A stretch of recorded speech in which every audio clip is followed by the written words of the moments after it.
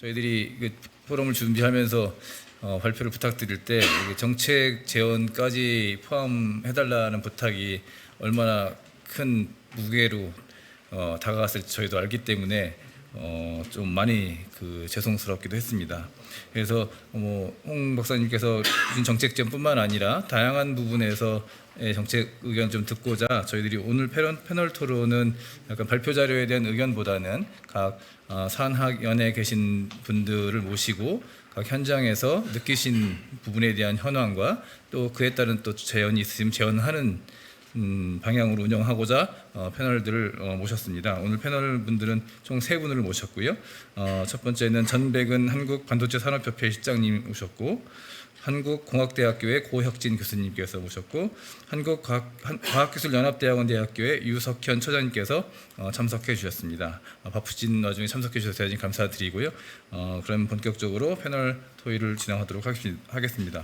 먼저 핵심 인력의 수요 관점에서 기업 현장의 현황과 관련된 의견, 또 정책 제안 등을 청해 듣도록 하겠습니다. 한국반도체산업협회 전백은 실장님의 말씀을 듣도록 하겠습니다.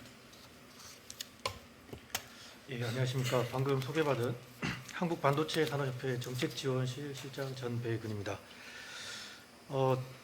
좀 이번 포럼과 관련된 주제에 대해서 좀 제가 오늘 이 자리에 참석을 하게 되면서 과연 좀 어떤 말씀을 드려야 될까 이렇게 좀 많은 좀 고민과 생각을 좀 해봤습니다. 근데 또 제가 이제 좀 몸담고 있는 곳이 또 특정 산업에 해당되는 곳에 있다 보니까 자칫 오늘 좀 말씀을 드리는 제 의견들이 좀 특정 산업에 좀 해당되는 의견일 수도 있다라는 거는 좀 미리 좀 양해를 좀 구하고요. 제가 이제 이 협회에서 이제 우리 업계 분들과 또 이제 반도체 관련 전공을 하시는 좀 교수님들 통해서 그리고 이제 여러 가지 이제 반도체 인력 사업이나 정책들을 좀 경험을 하면서 좀 느꼈던 여러 가지 내용들을 좀 말씀을 좀 드려보겠습니다. 우리 이제 반도체 관련 학과를 이제 전공한 학생들은 대부분 다가 이제 우리나라에서 이제 유명한 2개 이제 반도체 대기업을 이제 가장 선호합니다. 이제 취업을 목표로 하는 학생들은 그리고 취업을 목표로 하는 학생들은 이제 대기업이 아니면 이제 그 다음은 이제 외국계 글로벌 장비 기업들을 선호합니다. 이제 그 다음이 이제 국내 소부장 기업들 이렇게 좀 선호하는 걸로 좀 나오고 있습니다. 저는 이제 학부는 전자공학을 전공을 했습니다. 저는 전자공학 학부를 전공을 하고 바로 이제 반도체 기업에 좀 취업을 했었습니다. 저는 이제 90년대 중반 학번이고 2000년 초에 학부 졸업을 했었는데 그때까지만 해도 이제 제가 전공을 했던 그 학과의 제 동기들이나 선배들은 그러니까 어느 정도 좀 공부를 이제 학점도 좋고 좀 이 학부 공학을 전공을 하면서 약간 좀 이런 공학적으로 자기 본인 적성에 잘 맞고 하면 한 50% 정도는 다 당연히 대학원 진학을 했었습니다. 그 중에 여러 가지 이제 대학원 진학을 이제 그나마 좀 우수 학생들이 대학원 진학을 선호했던 여러 가지 이유는 있지만 당연히 대학원을 가야지라는 분위기도 있었고 또 이제 대학원을 진학을 해야지 내가 원하는 기업 그리고 내가 원하는 기업으로 가서 내가 원하는 직무를 수행할 수 있다. 그리고 또 하나 이제 남자들한테 가장 중요했던 거는 이제 병역 특례 혜택이 있었습니다. 이제 그때만 해도 이제 대기업으로도 병역 특례를 갈 수 있는 제도가 있었습니다. 그런 여러 가지 이제 좀 제도와 분위기를 통해서 대학원 진학들을 많이 이제 하는 추세였는데 지금 통계에서도 이제 대학원 진학을 좀 많이 이렇게 하고 있는 걸로 나타나고 있지만 그리고 이제 최근에 우리 반도체 같은 경우에는 워낙 이제 좀 정부 차원에서 산업에 대한 홍보 그리고 여러 가지 좀 이 대학 재정 지원, 대학원 재정 지원을 해주신 덕분에 우리 교수님들께서 이제 좀 학생들 모집에 조금은 좀 이렇게 도움을 많이 받고 있다라고 하시지만 또 한편에서는 우수한 학생들이 대학원 진학하는 거에 대해서 좀 어려움이 있다 이런 얘기들을 하십니다. 크게 이제 여러 가지 이제 정부에서 지원하는 인력 정책들이 여러 가지가 있는데 이제 그 중에 하나가 청년 실업률을 좀 해소하기 위해서 여러 중앙 정부 부처뿐만이 아니라 각 지자체에서 미취업자 대상의 채용 연계 과정들을 상당히 많이 운영을 하고 있습니다. 반도체 같은 경우에는 이제 전국에 뭐 대전도 있고 수원도 있고 또 전국에 한 5개 정도의 나노팹이라는 것이 있습니다. 그 나노팹은 반도체와 유사한 전공 실습을 할 수 있는 인프라가 구축이 되어 있고, 물론 교육을 위한 인프라는 아닙니다. 기업 지원을 위한 인프라인데, 그런 인프라들이 워낙 잘 되어 있다 보니까 그런 인프라를 통해서 이제 교육까지 연계가 되고, 그런 나노팹들이 그런 교육 연계 사업, 미취업자 대상의 채용 연계 사업들을 합니다. 한 6개월 정도 합니다. 그거 말고도, 나노팹들 말고도 많은 곳에서 채용 연계 과정들을 운영을 하고 있고, 특히 이제 뭐 올해는 좀 우리 반도체 산업이 좀 어려움을 겪고 있지만 작년까지는 인력 채용들이 많았습니다. 뭐 삼성 하이닉스뿐만이 아니라 관련된 중소 중견기업들에서 인력 채용들이 많다 보니까 이 미취업자 대상 채용 연계 과정이 취업률이 좋아야 됩니다. 그러니까 어느 회사에 취업이 되든지 취업률이 좋아야 되다 보니까 이제 또 많은 이제 그런 채용 연계 과정을 수행하는 기관들이 반도체 과정들을 많이 운영을 하고 계십니다. 가끔 제가 이제 그쪽에 교육생 채용 이제 선발하는 면접을 보러 가면 깜짝깜짝 놀랍니다. 정말 이제 뭐 소위 이제 뭐 저희가 이제 스펙이라는 말을 많이 하죠. 정말 우수한 대학을 나와서 반도체 관련 전공을 하고, 그리고 또 학점도 좋고 상당히 학부 시절에 많은 경험을 쌓았습니다. 근데 그런 이제 분들이 참 대학원을 가서 조금 더 이렇게 반도체에 특화된 이제 그런 뭐 석사, 박사 과정을 거치면 훨씬 더 훌륭한 인재로 성장이 되고 우리 기업에 도움이 되실 것 같은데, 그분들은 굳이 석사 진학에 대한 필요성을 많이 느끼지 못하더라고요. 그래서 면접을 보면서 제가 그 교육생분들한테 얘기를 했습니다. 이 정도 스펙에 이런 전공을 하셨으면 대학원 진학을 해도 충분히 원하는 대학 기업에 가실 수 있을 거고, 그리고 그 원하는 기업에 갈 뿐만이 아니라 그 기업에서 원하는 R&D 관련 직무도 수행하실 수 있을 텐데 왜 굳이 이렇게 취업 재수까지 하면서 이런 채용 연계 과정에 이수를 하시려고 하냐, 그런 얘기를 합니다. 뭐 굳이 대학원을 안 가도 뭐 학부만 졸업하고 기업에 취업을 해도 크게 뭐 문제되는 건 없는 것 같습니다. 그리고 본인의 선배들이, 그러니까 우리 학생 이제 우리 취업 준비하시는 분들이 가장 큰 영향을 끼치는 게 이제 선배님들 같습니다. 학부 졸업하고 이제 기업에 입사하신 선배님들께서 야, 굳이 대학원 안 가도 되더라. 그래서 학부 졸업하고 이렇게 기업 와서 기업에서 이렇게 몇 년 이렇게 필드에서 일하다 보니까 그 필드 경험을 가지고 내가 원하는 부서에 갈 수 있는 기회도 생겨. 그리고 이제 어떤 분들은 이제 그런 이제 중소 중견 기업에서 또 이제 저희가 좀 오늘 주제와는 다르지만 우리 업계 문제, 아니 우리 산업이 다 이제 대부분의 산업들이 이제 문제가 되는 게 뭐냐면 중소 중견 기업에서 쌓은 경력을 가지고 이제 또 대기업으로 이직하는 분들이 많으십니다. 내가 몇 년 경력을 쌓고 이제 대기업으로 이직을 했더니 뭐 내가 쌓은 경험이랑 석사, 박사 한 경험이랑 뭐 크게 차이가 없어. 회사에서 인정해 주는 게. 이제 이런 얘기들이 이제 점점 이렇게 퍼져가게 되면서 지금 아직까지는 이제 그게 큰 문제가 안 된다고 보지만 이게 앞으로 이제 그 학력 인구가 계속 줄어들게 되고 점점 분위기가 굳이 대학원 진학을 안 해도 돼. 그리고 그냥 학부 졸업하고 필드에서 쌓은 경험하고 대학원 진학해서 쌓은 경력하고 크게 뭐 인정받는 건 똑같아. 앞으로 더 시간이 지나서 우수한 인력들이 대학원 진학을 하지 않고 바로 취업했을 경우에 기업에서 야, 대학원 진학 석박사 마친 분들보다 학부 졸업하고 필드에서 경험을 더 쌓은 분들이 훨씬 더 우수하네. 만약에 기업의 인식이 그렇게 바뀌어가 버린다라면 과연 이제 우리 이 우수한 이공계 졸업생분들이, 학부 졸업생분들이 과연 이제 대학원으로 진학을 할까? 이제 이런 부분에 대해서 좀 생각을 좀 저희들이 이제는 좀 이 주제와 함께 좀 생각을 좀 해봐야 될 것 같습니다. 그래서 청년 실업률을 해소하기 위해서 정부에서 상당히 예산을 많이 투입하고 있는 이런 채용 연계 과정이 잘 돌아가고 있는 것 못지않게 이제 우리가 이공계 정말 우리가 대학에 있는 대학원을 지금처럼 경쟁력을 유지를 시키고 더 경쟁력을 강화시켜 가려면 어떻게 해야 될지에 대해서도 좀 함께 청년 실업 해소와 문제 해소와 함께 같이 좀 고민을 해봐야 될 것 같습니다. 그리고 제가 좀 너무 이야기가 길어지고 있는데요. 그리고 이제 좀 석박사학위 취득에 대해서도 좀 다양성을 좀 대학에서 좀 검토해 주셨으면 하는 의견을 좀 조심스럽게 들어봅니다. 너무 이거는 참 제가 감히 말씀드리기가 너무 조심스러운 의견인데요.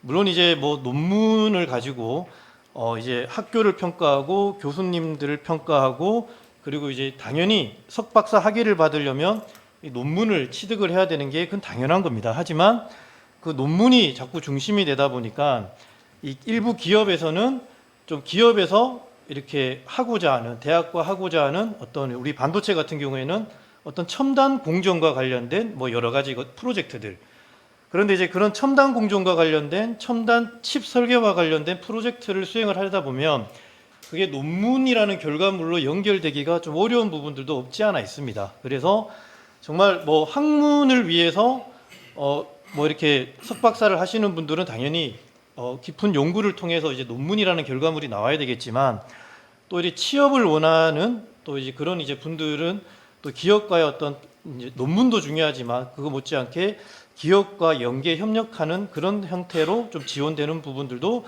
좀 대학에서 좀 검토를 해 주셨으면 좋겠습니다. 그리고 마지막으로는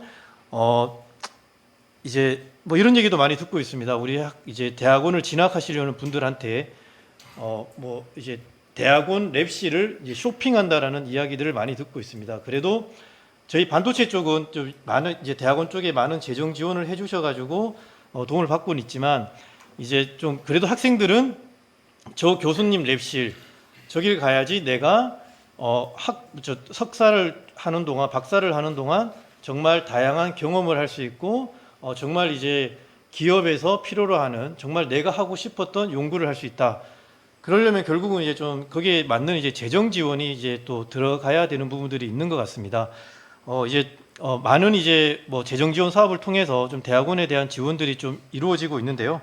앞으로 이제 더욱더 이 우리 이공계가 경쟁력을 유지하기 위해서 어떠한 형태로 또 이제 효율적으로 또 재정 지원이 계속 이루어져야 될지에 대해서도 좀 같이 좀 이제 계속 이제 우리 업계와 산학연이 함께 좀 고민을 해봐야 될 것 같습니다. 예, 이상입니다.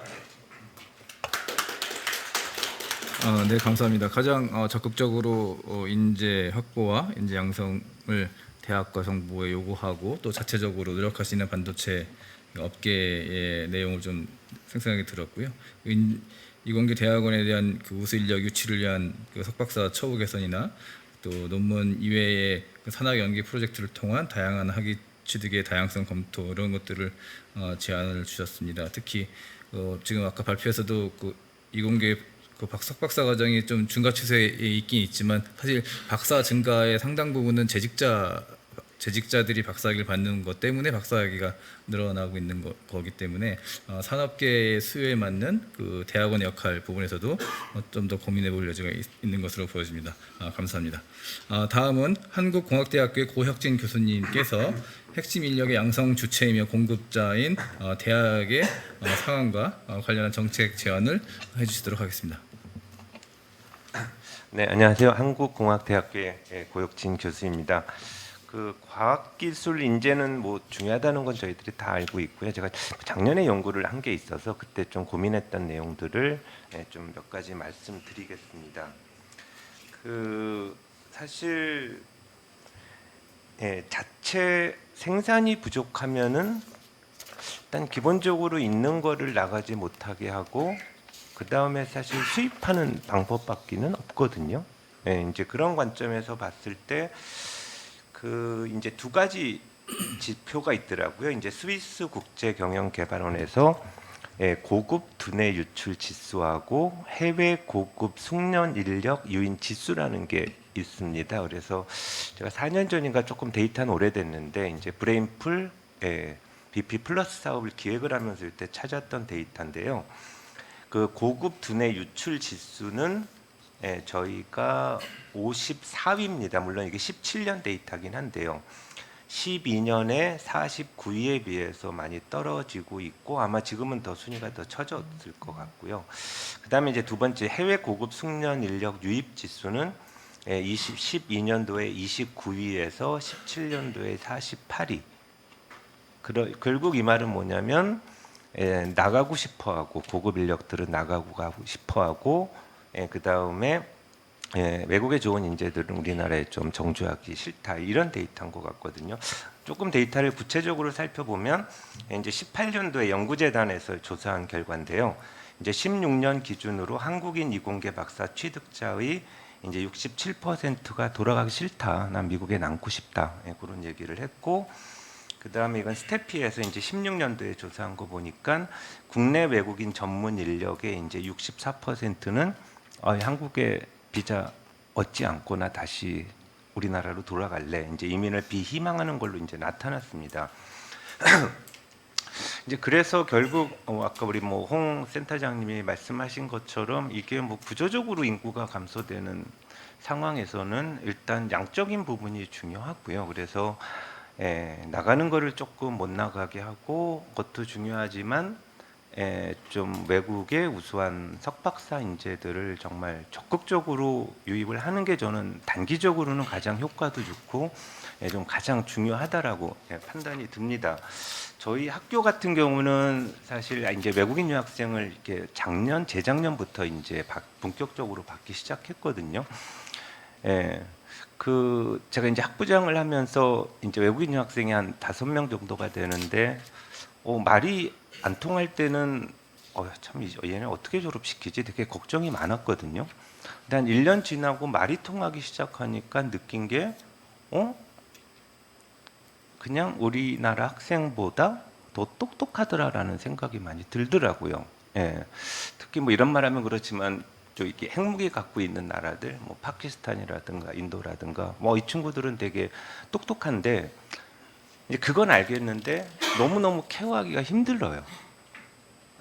진짜 얘네 친구들이 한 2, 3년 동안 안정화되고 말도 통하고 좀 문화도 익숙해지고 이제 그런 것들이 이제 교수 개인 단위, 그 다음에 이제 랩 단위에서 케어하기는 되게 어려운 상황이다. 그래서 제가 이제 제언을 드리고 싶다면 어쨌든 사실 미국이란 나라, 모든 나라들이 사실 결국엔 해외 인재들, 그 나라에서 성공하고 싶은 좋은 인재들을 받아들여서 다 기술 혁신을 이뤄내고 성공했기 때문에 좀 그런 부분들에 대해서 조금 적극적인 인식을 갖되 이게 개인 랩 단위에서 두지 말고 좀 대학 차원에서 챙겨주고, 사실 근데 대학은 돈이 없다 보니까 결국에서는 정부가 좀 이런 역할을 좀 적극적으로 해주는 게 일단 단기적으로는 가장 효과도 좋고 반드시 좀 필요한 부분이다라는 부분이고요.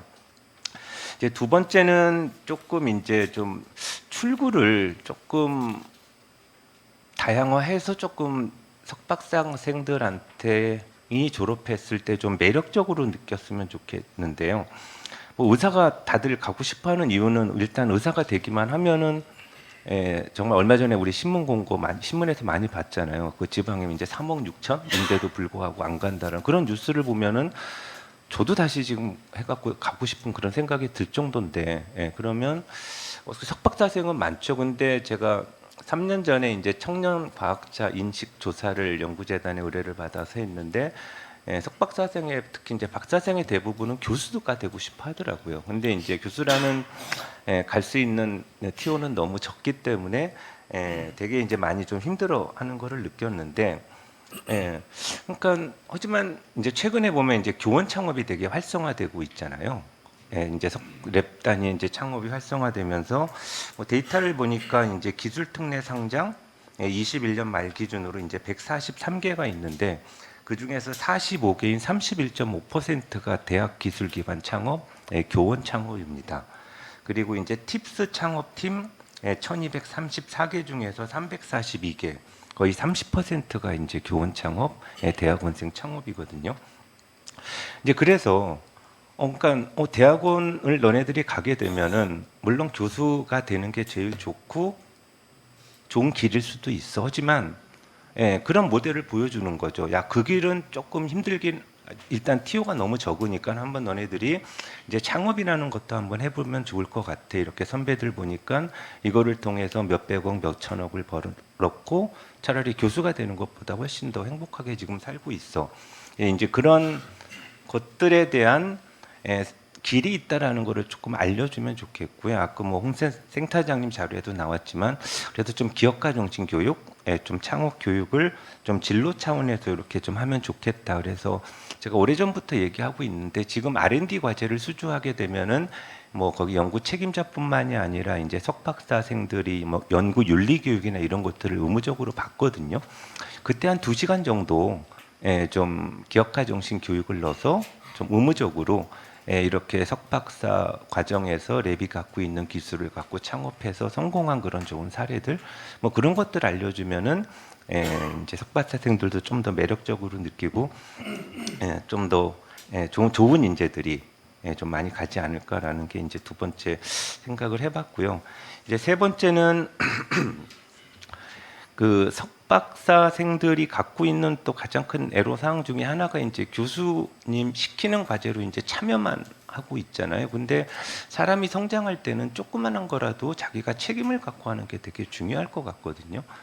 그래서 저는 석사 정도에 조금 우수하다면 한 1000에서 2000 정도, 그리고 이제 박사 과정이라고 하더라도 지금은 이제 포닥 중심, 박사 후 연구원 중심으로 이렇게 지원이 돼 있고 대부분 교수가 하게 돼 있는데 뭐 석사 정도에서는 한 1000에서 한 3000 정도, 그다음에 박사 과정에서는 한 3000에서 한 5000 정도짜리는 자기가 뭐 능력만 있다라고 한다면 연구 책임자를 할 수 있게끔 좀 그런 과제들이 좀 많이 늘어났으면 좋겠다라는 게 세 번째고요.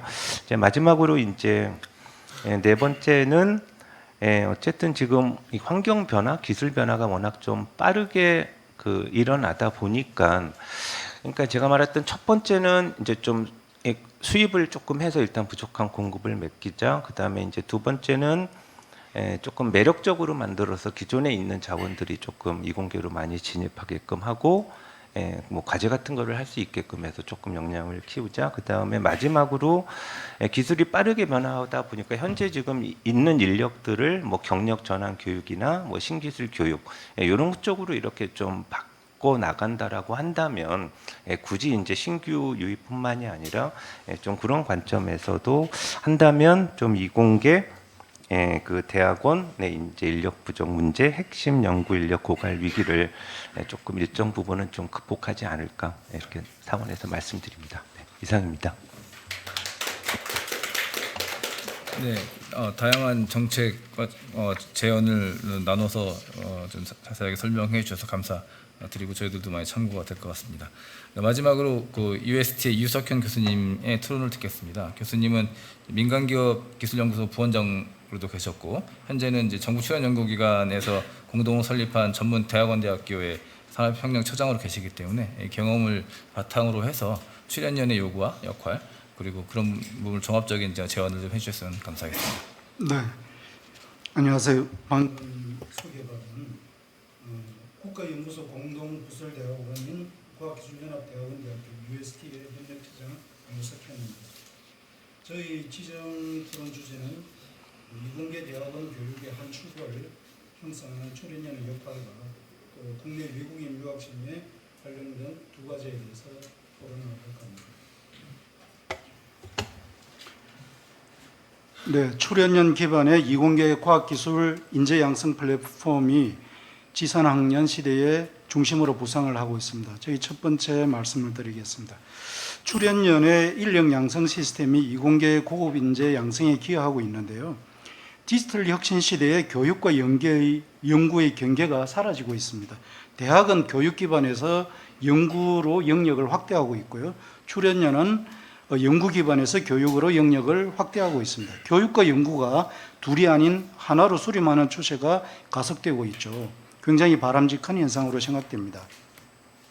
정출연법 제33조 제1항은 출연연의 교육과 인력 양성 기능을 부여하였습니다. 출연연은 아시다시피 국가 전략 분야의 중장기 프로젝트와 세계적인 첨단 대형 인프라 등을 기본으로 연구 현장에서 직접 인재를 육성하기 때문에 대학과는 차별되는 현장 맞춤형 고급 인재를 길러내는 장점이 있습니다.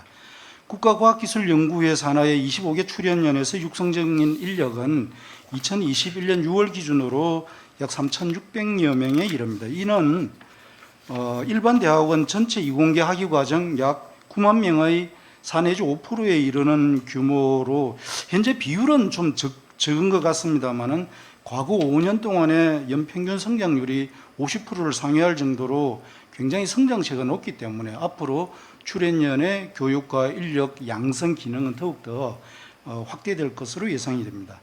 두 번째, 출연연 기반의 과학기술 인재 양성에서 과학기술연합대학원대학교 UST의 플랫폼이 성공적으로 작동하고 있는데요. 베스트 프랙티스로 좀 소개를 드릴까 합니다. 출연연의 교육과 인력 양성 기능을 부여한 정출연법 제33조 제1항을 근거로 UST가 2003년 설립이 되었는데 올해 설립 20주년을 맞이하고 있죠. 출연연 국가연구소 기반의 UST에는 현재 석사 박사 과정 합하여 내국인 300명, 외국인 한 130여 명, 경영학과 등 정원의 학생을 포함하여 한 해 약 한 450여 명 정도의 신입생 TO를 가지고 있습니다. 일반 대학원에 비해 굉장히 작은 규모인 UST 신입생 TO를 카이스트나 국공립대에 그냥 배치해도 될 텐데 왜 국가는 UST라는 새로운 인력 양성 시스템을 만들었을까를 생각해 봅니다. 이유는 기존의 일반 대학원에서는 제도나 관행 때문에 어렵기만 한 변화나 혁신을 시도하기 위해서라고 생각합니다. 예를 들자면은 수요지향적인 현장 중심 교육 지도, 연구와 교육과 현장의 삼위일체, 학과 전공의 유연성 확보, 융합 패키징 교육 실시, 국가 전략 분야에 상응하는 인재 양성 등 지금 우리 이공계 대학원이 겪고 있는 여러 가지 이슈들이죠. 이런 부분에 대한 변화나 혁신을 시도하기 위해서 특수목적 대학원인 이제 UST를 설립했다고 보는데요. 상기 내용들은 UST가 지향하는 교육 철학들입니다. 2022년 현재 총 32개의 출연연 및 국가연구소들이 UST 스쿨로 참여하고 있는데요. UST 교수는 1,390여 명이고 재학생은 한 1,350여 명 규모입니다. 재학생의 34% 정도인 470여 명 정도가 외국인 유학생이 차지하고 있습니다. 이는 국내 전체 이공계 유학생 약 9천여 명의 5%를 상회하는 수준입니다. 졸업생은 이때까지 졸업생은 약 3,400여 명 정도로서 출연연과 민간과 공공에서 한국의 과학기술과 산업발전에 기여하고 있습니다. 세 번째 세부 주제로 그럼 내국인 과학기술 인력에 대한 지금 주제 발제에서도 그런 부분이 있었고요. 계속 인력 고갈 이런 부분이 지적되지 않았습니까? 저는 외국인 우수 인재에 대한 관심이 현재 높아지고 있는 현재 우리 내국인 과학기술 인력의 고갈에 대한 대안으로 외국인 우수 인재의 활용을 제안합니다. 국내 산업이 선진국형 고부가가치 산업으로 본격 전환하는 향후 10년 동안 내국인 고급 과학기술 인재의 수요 공급 미스매치를 모두 우려하고 있죠. 첨단 분야의 인재 확보는 전쟁을 비유할 정도로 치열하고요. 한국의 두뇌 유출도 좀 전에 지정 토론에서 말씀 주신 것과 같이 두뇌 유출도 우려되는 상황입니다. 미국은 70억 명 중에서 우수 인재를 발굴하고 있고요. 중국은 15억 명의 중화권에서 우수 인재를 발굴하고 있습니다. 한국만 5천만 한민족에 갇혀서 향후 인력 고갈을 걱정할 필요가 있을까요? 산업계는 진작에 우수 인재 리크루팅 범위를 글로벌로 확대하였죠. 과학기술계도 뒤를 따르고 있습니다. 과학기술계와 산업계는 어떻게 글로벌 인재 발굴 풀을 넓히고 고급 인재를 유치할 수 있을까요? 대안이 있습니다. 외국인 우수 인재, 또 여성 인력도 그렇죠. 우리나라 여성 인력, 여성 연구원은 IMD의 보고에 의하면 63개국 중 53입니다. 굉장히 여러 가지 대안이 있기 때문에 우리가 그런 대안을 치밀하게 검토할 필요가 있죠. 제가 조금 전에 논의하고 있는 외국인 우수 인재 간단하게 말씀드리죠. 국내 이공계 대학원생 전체를 하면 한 9만 명 정도 됩니다. 이 중 외국인 유학생은 약 한 9천 명으로 전체 10% 되죠. 현재 카이스트든지 서울대학교든지 UST든지 어디를 가더라도 어느 대학교, 대학원, 연구실을 가시더라도 한두 명 정도의 외국인 유학생이 일반적입니다. 따라서 국내에서 유학 중인 외국인 우수 이공계 인재를 국내 산업계 및 과학기술계에 적극적으로 활용하는 방안이 큰 관심을 받고 있고, 외국인 우수 인재 국내 정주 여건을 개선하기 위해서 F2 7S 비자라든지 를 제공하는 패스트 트랙, 이제 패스트 트랙 같은 경우는 UST와 4대 과기원 학위 취득자인 경우는 총장의 개런티만 있으면 바로 5년 동안 정주 비자를 주고 있습니다. 취업과 상관없이. 정부도 많은 정책들을 검토 실행하고 있죠. UST의 경우에 34%가 외국인 유학생이라고 말씀드렸지 않습니까? UST는 국내에 유학 중 외국인 석사 박사급 우수 인재와 국내 기업 혹은 기관 간의 취업 채용 지원을 위한 유링크 플랫폼을 금년 3월에 오픈하였어요. 유링크 프로그램은 1단계로 UST와 4대 과기원 외국인 유학생을 대상으로 이제 취업 알선을 하고 있지만은 안정화 단계가 끝나는 내년도부터는 지방 국립대학이라든지 전국 대학으로 지원 범위를 확대할 계획입니다. 유학생이 국내에 남기 위한, 정주하기 위한 가장 필요한 조건, 필요 충분 조건이라고 말씀드리기는 어렵지만 필요한 조건은 취업 아니겠습니까? 이런 취업을 이제 지원하기 위한 프로그램들이 이공계 대학원에서 본격적으로 시작되고 있고 UST가 선두에 서고 있습니다. UST에 특화된 외국인 유학생 지원 프로그램을 통해 UST 출신의 외국인 유학생의 국내 정주 비율은 작년 기준으로 약 40%를 넘었습니다.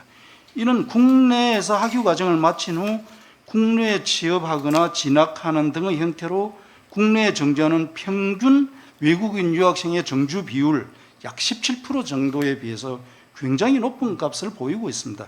즉 국가연구소 기반의 UST의 교육 시스템이 외국인 유학생의 국내 정주에 굉장히 도움을 주고 있다, 이렇게 자평할 수 있죠. 결론적으로 두 가지를 말씀드리고 마치도록 하겠습니다. 지금 과학기술계 산업계는 디지털, 인공지능, 탄소 중립 등으로 명명되는 문명사적 대전환기에 있습니다. 이 전환기 대응과 활용 여부에 따라 대한민국의 미래 30년이 아마 결정될 것으로 많은 분들이 주장하고 있죠. 대응과 활용의 중심에 인재가 있습니다. R&D 예산 100조 시대 이미 열렸다고 많이 우리가 자랑하고 있습니다. 100조를 뛰어넘어 200조 시대라 하더라도 이를 기획하고 실행하고 결실을 수확하는 인재가 없으면 무슨 소용이 있겠습니까? 한국의 교육은 전공과 직업의 불일치가 오랫동안 누적되어 왔고, 현재 한국 사회가 직면한 문제를 해결하고 미래를 준비할 인재를 충분히 양성하지 못하고 있다는 우려들이 넘쳐나고 있습니다. 이러한 국가 사회적인 관심을 동력으로 대학도 변화와 혁신을 선도하기 위해서 부단히 노력하고 있으며, 이미 학부 과정에서는 학과 구분 없앴죠. 신입생을 선발하는 사례도 다양한 사례가 생기고 있습니다. 내국인 풀의 제약을 극복하기 위한 국제 학생 선발에도 큰 관심이 있습니다. 그러나 평균적인 한국 대학을 살펴보면 이공계 대학원의 교육과 연구의 위기라고 얘기를 하지만은, 저는 대학 내부의 열정과 에너지가 이미 고갈 상태입니다. 우리 인재만 고갈된 게 아니고 지난 개발 시대, 산업화 시대에 넘쳐나던 대학교의 열정과 에너지가 거의 고갈 상태고, 많은 대학 관계자들이 이런 에너지 고갈을 걱정하고 있습니다. 이것이 이제 그 원인은 여러 가지가 있지만 여기서 언급하지는 않겠습니다. 2024년 현재의 한국을 만드는데 크게 기여한 한국의 교육과 인재 양성 시스템이 미래에도 세계 속의 한국을 만드는데 일조할 수 있도록 대학 내의 열정과 에너지를 높이고 동기부여를 할 수 있도록 이공계 대학원에 대한 더 많은 관심과 격려가 필요합니다. 감사합니다. 네, 감사합니다. UST 사례를 기반으로 해서 출연연이 핵심 연구 인력 양성하는 데서 어떤 역할을 할 수 있는지, 그리고 특히나 그 외국인 연구자들의 유치와 관련돼서 노력하신 부분은 저희한테 좀 시사점이 많이 있는 것 같습니다. 그 출연 연구기관은 이제 핵심 연구 인력의 취업의 대상이기도 한 곳이기도 하고요. 또 독일의 프라운호퍼 같은 경우는 보니까 학부생 졸업생들을 프라운호퍼에서 교육시켜서 다시 산업계로 연결시키는 파이프라인의 한 축을 담당하고 있더라고요. 그래서 출연연이 다양한 인재 관련돼서는 다양한 역할을 할 수 있지 않을까 생각을 듭니다. 세 분의 패널 토론을 마쳤고요. 저희 키스텝에서도 과학기술 인재 육성 종합 기본계획 등 과학기술 인재 관련된 정책을 종합적으로 수립하는 부서가 있습니다. 그 인재정책센터가 있고요. 인재정책센터의 이원홍 센터장께서 이 본 주제와 관련돼서 전할 수 있는 말, 최근의 동향이나 아니면 의견이 있으면 간단하게 전해주시면 감사하겠습니다. 네, 안녕하세요. 키스텝 인재정책센터장 이원홍입니다. 오늘 발제해주신 연사분들, 패널분들 말씀 잘 들었고요. 저희가 정책에 반영할 수 있는 부분들이 있으면 최대한 반영하도록 노력해 보도록 하겠습니다. 저희는 과학기술 인재정책을 담당하고 있고 정부의 정책도 수립을 지원하는 저희 센터 입장에서 몇 가지 의견 말씀드리도록 하겠습니다. 오늘 제가 전자신문 기사를 보니까 거기에 이제 연대별로 이공계 최상위권 학과들이 어떻게 변화하는지 그 모습을 보여주는 기사가 났더라고요. 그러니까 1980년대, 90년대 이때는 서울대 물리학과가 1등이면서 이공계 학과들이 주로 탑 10이라고 하는 최상위권 학과들에 몰려 있었고 의대는 한두 개 정도만 포진이 되어 있었습니다. 근데 아마 IMF라는 게 우리나라에 터지면서 1997년, 8년 이 이후로 아마 이공계가 아닌 의대가 최상위권 학과들을 차지하기 시작했던 것 같고 2000년 이후에는 그 수가 점점 늘어나더니 최근 2023년에는 탑 20, 그러니까 탑 20 대학 최상위권 학과에는 이공계 학과가 전무한 현실이 돼버린 것 같습니다. 그러니까 우리가 지금 얘기하는 이공계 위기라는 단어 자체는 이미 2000년대 초반에 이미 시작이 됐고요. 그리고 아까 홍성민 박사님 발제에도 말씀해 주셨듯이 그로 인해서 2004년에 이공계 지원 특별법이라는 게 생기고 관련 이공계 지원 정책들이 많이 나오게 됐습니다. 근데 그때랑 지금 상황이 조금 다른 것 같아요. 2000년대 초반에는 오히려 위기를 얘기하는 주체가 대학이었던 것 같습니다. 우리 학과 순위가 이렇게 떨어졌네. 우리가 이제 지방대 의대에도 밀려? 라고 생각하는 게 서울대 주요 학과들의 인식이었다라고 하면은 2000년대 지금 2023년이죠. 2023년에는 오히려 산업계에서 인재들이 없는 것 같아 라는 위기의식이 지금 발현이 되고 있는 것 같아요. 오히려 대학에서는 우리가 지는 게 당연하다라는 식으로 받아들이고 있는 것 같고요. 그래서 그 부분의 차이는 오히려 우리가 진짜로 이공계 대학의 위기는 지금 이제 시작이 되고 있다라고 저는 봐도 될 것 같습니다. 그래서 그와 같은 맥락에서 몇 가지 이슈에 대해서 의견을 전달드리고자 하고요. 제가 첫 번째 말씀드리고자 하는 거는 이공계 대학원의 연구 환경 그리고 생산성의 문제입니다. 그래서 앞으로 이공계 대학원 연구원 수가 줄어드는 거는 어쩔 수 없는 상황인 것 같아요. 받아들여야 되는데 이를 개선하려면 이공계 대학원에 좋은 인재가 유입돼야 되고 그리고 이공계 대학에서 좋은 연구 성과물이 이 감소되는 상황에서도 발현이 돼야 되는데 그러기에는 우리가 20년 전이나 지금이나 똑같다라는 거죠. 이공계 연구실 가면은 20년 전의 상황이나 지금 상황이랑 크게 변화가 없습니다. 아직도 수많은 연구원들이 연구행정 같은 걸 보고 있고 연구 장비하고 있고 불필요한 행정 지원들 그 다음에 반복되는 업무들을 하고 있습니다. 이 부분을 위한 개선이 되지 않는다라고 하면은 미래 MZ세대 이공계생들이 이공계 대학원으로 유인할 유인이 없다라는 거죠. 그들이 어쨌든 미래 세대들이 대학원을 연구하기 힘든 곳이다 가 아니라 우리가 꿈을 찾을 수 있는 곳이다라고 느낄 수 있도록 그 부분들이 그 실험실이 좀 더 창의적인 생각이 가득한 곳으로 만들 필요가 있다라고 보고요. 최근에 과기부에서도 IRC 사업, 그러니까 혁신 연구대학 사업으로 관련돼서 연구 행정 지원이나 아니면 장비 지원 인력들을 의무적으로 뽑는 사업들을 지원을 하고 있습니다. 그래서 이런 사업들이 좀 확대될 필요가 있다라고 판단이 들고요. 두 번째 문제는 많은 분들이 패널분들이 언급해 주셨던 외국인 석박사 대학원생 활용 문제입니다. 아까 유석현 처장님께서 말씀을 주셨지만은 이공계 석박사 유학생이 2021년 기준으로 벌써 9천여 명이에요. 이제 1만 명이 육박하고 있어요. 이제는 외국인 석박사 대학원생이 곧 지금 10%라고 말씀을 주셨지만은 20% 30% 될 날도 머지 않았다고 생각이 듭니다. 하지만 직능년 조사에 따르면은 우리나라에서 일자리를 얻기 위해 오는 유학생 수가 매우 작습니다. 직능년 조사에 따르면 2%로 조사가 되고 있거든요. 그러니까 대부분 우리나라에서 석박사를 하고 다시 본국으로 돌아가거나 아니면 그 트랙으로 더 선진국으로 가서 일자리를 잡기 위해서 우리나라의 중간자적인 입장으로 잠깐 들르는 거지 우리나라의 정말로 경제적인 상황이나 이런 상황에 좀 도움이 되고자 오는 유학생은 거의 없다. 하지만 미국 같은 경우 뭐 비교할 대상은 아니라고 생각될 수도 있지만 미국은 박사급 연구원들의 체류 비중이 70%가 넘습니다. 그래서 이런 부분이 어떻게 문제가 되느냐라고 하면은 기초적으로는 연구 분야부터 문제가 됩니다. 그들은 우리나라에서 필요한 연구 분야에 오는 게 아니고 본국으로 돌아가서 취직을 선호하는 분야 중심으로 돌아오기 때문에 반도체나 2차 전지 이런 전공이 아니라 오히려 뭐 농업이랄지 아니면은 섬유랄지 플랜트랄지 이런 부분에서 전공을 하고 있거든요. 그래서 유학생이 점차 증가하는 것은 우리나라에서 어쩔 수 없는 상황이고 되게 긍정적인 신호로 저도 보고 있는데 뭐 제도적인 접근도 물론 필요하겠지만은 전략적으로 우리 산업이랑 그다음에 우리 산업에서 원하는 인력 수요에 맞는 방향으로 유학생을 유치하고 그리고 그들을 정착시킬 수 있는 정부 차원에서 노력이 좀 더 필요하지 않을까. 지금 UST 사례 같은 사례들이 좀 많이 확산됐으면 좋겠다라는 부분에 말씀을 좀 드릴 수 있을 것 같습니다. 그리고 제가 드리고 싶은 세 번째 말씀은 이제 우리나라 대학원생의 인재상에 대한 고민이 좀 필요할 것 같다. 이제 과거에는 이제 대학원에서는 특정한 분야의 연구자를 정말로 전문 인력으로 키워서 그 해당 분야의 장인이 되게 키우는 것이 주요 목적이었다고 볼 수 있는데요. 근데 이제는 직무가 계속 변하고 있습니다. 박사학위를 했다고 해도 그 사람이 평생 그 학위한 논문, 학위한 전공 가지고 먹고 살 수 있는 시대는 지났다고 보고요.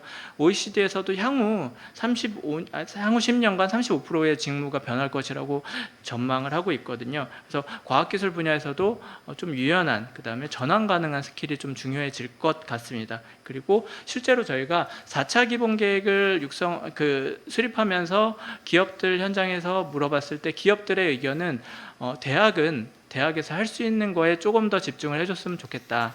예를 들어서 기초 역량 교육이나 전공 교육을 좀 더 강화해 달라라는 말씀을 많이 주셨습니다. 그래서 인재가 변화하는 환경에서 계속 잘 살아남을 수 있게 그런 기초나 전공 교육을 오히려 좀 더 강화해야 되는 거 아닌가, 이런 부분에서 대학원도 역할을 일정 정도 이상 해야 되는 거 아닌가라는 생각들을 하게 됩니다.